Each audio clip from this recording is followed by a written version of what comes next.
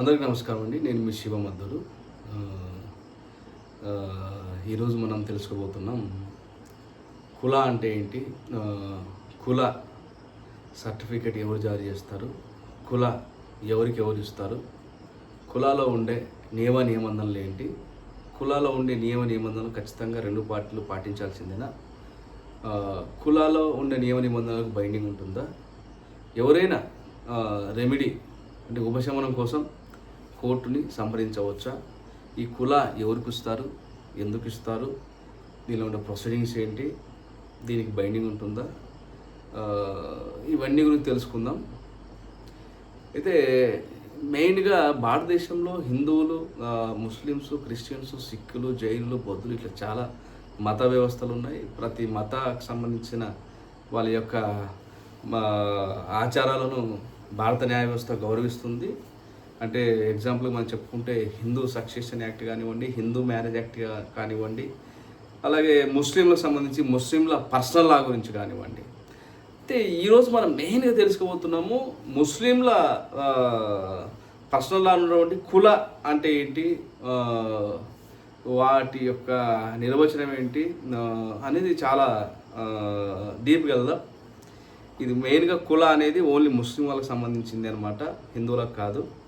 కుల అంటే ఏం లేదండి, విడాకులు అనమాట. అంటే కుల ఎవరు ఇస్తారంటే కుల భార్య భర్తకి ఇస్తుంది. అంటే మనం ఏ విధంగా అయితే విడాకులు కావాలనుకుంటామో సేమ్ అలాగే వాళ్ళు కోర్టుని ఆశ్రయించకుండా వాళ్ళ యొక్క మత గ్రంథాలు ఉన్నటువంటి మతాలు ఉన్నటువంటి కొన్ని నియమ నిబంధనలు పాటిస్తూ కోర్టు వరకు వెళ్లకుండా వీళ్ళు ఖాజీ అనే ఒక మత పెద్దతో, అంటే ఈ ఖాజీ గారిని గవర్నమెంట్ నియమిస్తుంది. ఎప్పుడైతే భార్య తన భర్తతో ఇక రాబోయే రోజుల్లో అతనితో కలిసి ఉండలేను, ఇంకా నాకు భర్తతో విడాకులు కావాలనుకున్నప్పుడు భార్య కోర్టుకి వెళ్ళకుండా వాళ్ళ మతానికి సంబంధించిన పెద్దలను కలిసి కుల తీసుకుంటుందన్నమాట. కుల అంటే ఏం లేదు, విడాకులు. భార్య భర్తకి ఇస్తే విడాకులు కుల అంటారు అనమాట, సింపుల్గా చెప్పాలంటే. ఈ కులాల కొన్ని నియమ నిబంధనలు ఉంటాయి. ఆ కులాలు ఎందుకు, వీళ్ళిద్దరు పేర్లు ఉంటాయి, వీళ్ళు ఎప్పుడు మ్యారేజ్ చేసుకున్నారు, ఎప్పుడు ఈ కుల సర్టిఫికేట్ జారీ చేయబడుతుంది, కింద కొన్ని రెస్ట్రిక్షన్స్ ఉంటాయి. భర్తకు భార్యకు ఎటువంటి సంబంధాలు ఉండవు ఈ భవిష్యత్తులో. అలాగే భార్య కూడా భర్తకు కుల ఇస్తున్నందుకు కొంచెం డబ్బులు కూడా ఇవ్వాల్సి ఉంటుంది అనమాట. అదే ఈ కుల స్పెషాలిటీ, డబ్బులు ఇవ్వాల్సి ఉంటుంది. అదేవిధంగా కుల సర్టిఫికేట్ అనేది చాలా పవర్ఫుల్ అనమాట, బైండింగ్ ఉండి. ఇది ఖాజీ గారితో ఇవ్వబడుతుంది అనమాట. వన్స్ ఒకసారి కుల తీసుకుంటే అప్పటికి విడాకులు అయిపోయినట్టే లెక్క. అయితే మాకు రీసెంట్గా వచ్చిన కేసు చాలా ఆశ్చర్యం. ఏంటంటే 2016లో మా క్లయింట్కి మ్యారేజ్ అయిందనమాట. అతని పేరు మేము చెప్పం, ముస్లిమ్స్. 2016 వాళ్ళ ముస్లిమ్స్ మత గ్రంథాల ఆధారంగా వాళ్ళకు నిఖా జరిగింది.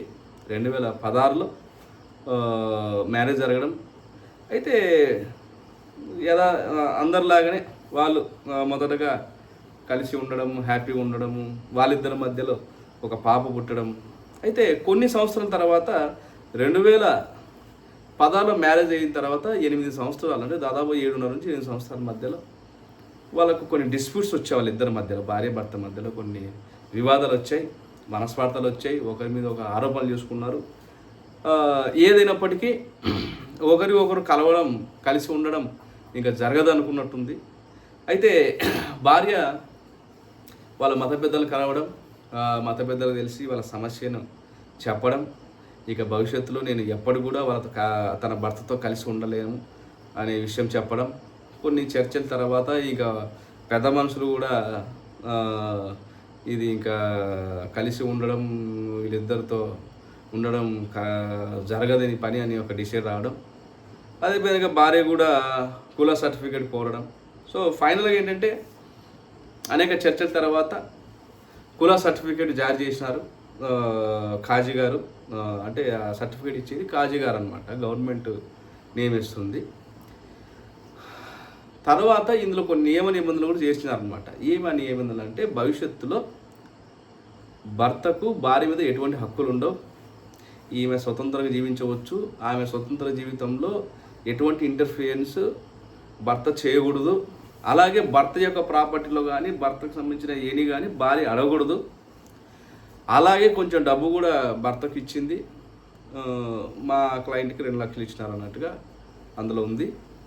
అలాగే ముఖ్యమైనది ఇప్పుడు ఈ స్టోరీల కారణం ఏంటంటే ఇదే పాయింట్. ఏం పాయింట్ ఏంటంటే వీళ్ళిద్దరి మధ్యలో పుట్టిన పాపని ఎవరు తీసుకోవాలి? సరే, వాళ్ళిద్దరికి డిస్ప్యూట్స్ వచ్చాయి, వాళ్ళిద్దరు కులా తీసుకున్నారు, వెళ్ళిపోయినారు, సంతోషం. ఈ పాపని ఎవరు కస్టడీలోకి తీసుకోవాలా? పాపని ఎవరు చదివించాలా? ఎవరు పెళ్లి చేయాలా? ఎవరు ఆమెకు వెల్ఫేర్కి సంబంధించిన రెస్పాన్సిబిలిటీ తీసుకోవాల్సి ఉంటుంది అనేది ఇప్పుడు బిగ్ క్వశ్చన్. అందుకే ఆ కుల సర్టిఫికేట్లో కూడా పెద్దలు పాపని ఊరికే వదిలేయలేదు. ఖచ్చితంగా పాప కూడా న్యాయం చేయాలనే ఉద్దేశంతో కుల సర్టిఫికేట్లో పాప బాధ్యతలు కంప్లీట్గా తల్లివే అన్నట్టుగా కూడా రాశారనమాట. అంటే పాప విషయాల్లో తండ్రి ఎటువంటి జోక్యాలు చేసుకోకూడదు, భార్య విషయంలో అయినా సరే పాప విషయంలో అయినా సరే భర్త ఎటువంటి ఇంటర్ఫిరెన్స్ చేయకూడదు అని కుల సర్టిఫికేట్లో చాలా స్పష్టంగా రాశారు. దీనికి భర్త కూడా అంగీకరించే కుల సర్టిఫికేట్ మీద సంతకం కూడా చేశాడనమాట. కట్ చేస్తే సంవత్సరం తర్వాత పాప మీద తండ్రికి ప్రేమ ఎక్కువైపోయింది, పాప గుర్తు రావడం జరిగింది, పాపతో ఉండే క్షణాలు కానీ ఇంకోటి ఏదైనప్పటికీ పాపని తండ్రి కోరుకుంటున్నాడు.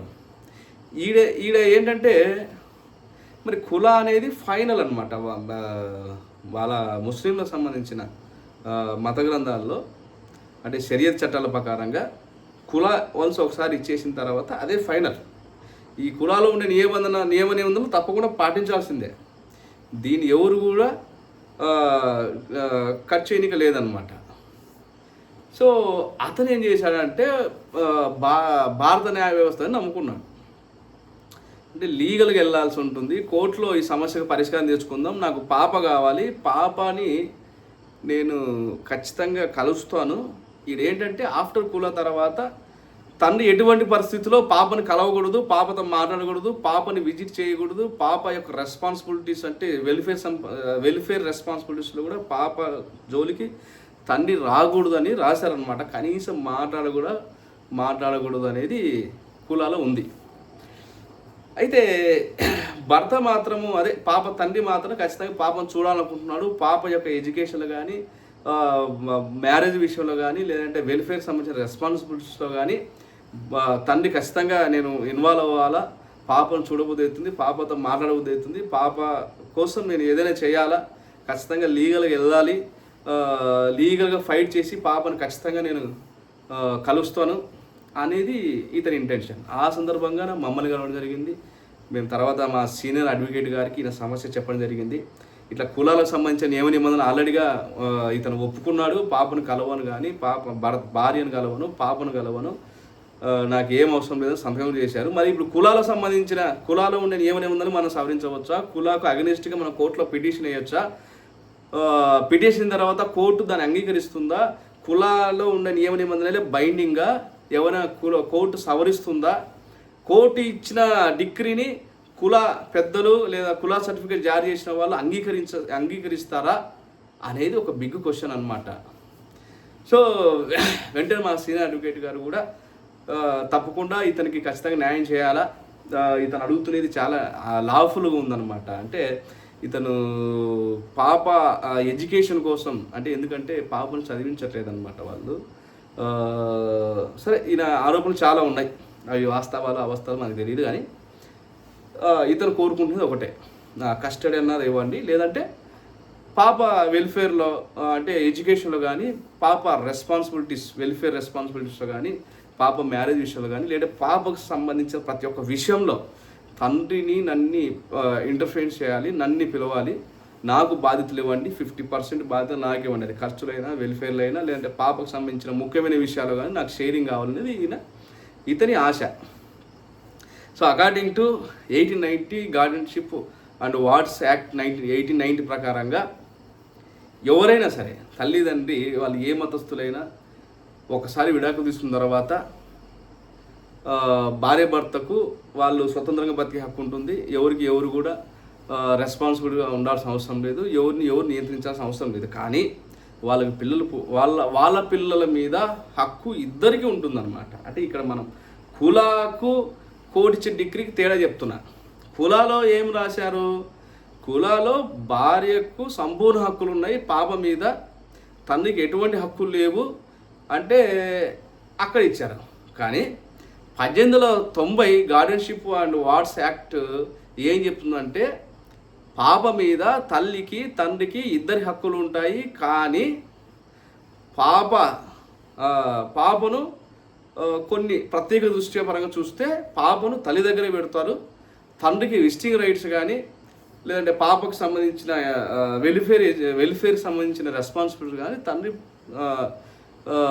పాల్గొనవచ్చు. పాపకు సంబంధించిన ముఖ్య విషయాల్లో అంటే లైక్ చదువులో కానీ లేదంటే పెళ్లి విషయంలో కానీ ఇంకేదైనా ఫర్దర్గా తండ్రి లేకుండా ఏ కార్యక్రమం చేయకుండా నీకు ఉండదు అనేది కోర్టు డిసిషన్ అనమాట. మేము అదేవిధంగా 1890 guardianship and wards act section 7, 12, 17 కింద మేము కూడా ఒక పిటిషన్ వేయడం జరిగింది. మా క్లయింట్కి మా పిటిషనర్కి న్యాయం చేయండి, పాపకు విజిటింగ్ రైట్స్ ఇవ్వండి, పాపను చున్నీకి విజిటింగ్ రైట్స్ ఇవ్వండి, అలాగే పాప యొక్క వెల్ఫేర్ రెస్పాన్సిబిలిటీస్లో 50% బాధ్యతలు ఇవ్వండి మా క్లయింట్కి అని మేము కూడా చేసాం.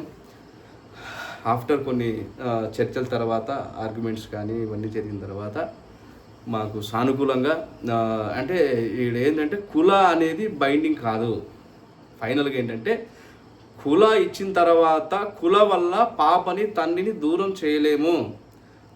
కుల అనేది భర్త భార్యకి ఇస్తుంది, వాళ్ళిద్దరు మాత్రం దూరం అవుతారు కానీ వాళ్ళకు పుట్టిన సంతానాన్ని మాత్రం మనం వేరు చేయలేము. అలా వేరు చేసేది ఏదైనా కానీ అది ఏ మతంలో ఉన్నా కూడా, అది ముస్లిమ్సే కాదు, హిందువులైనా క్రిస్టియానిటీ అయినా ఇంకేదైనా కానీ ఏ మతంలో కూడా పిల్లలని తల్లిదండ్రికి వేరు చేసే చట్టాలు చెల్లవు.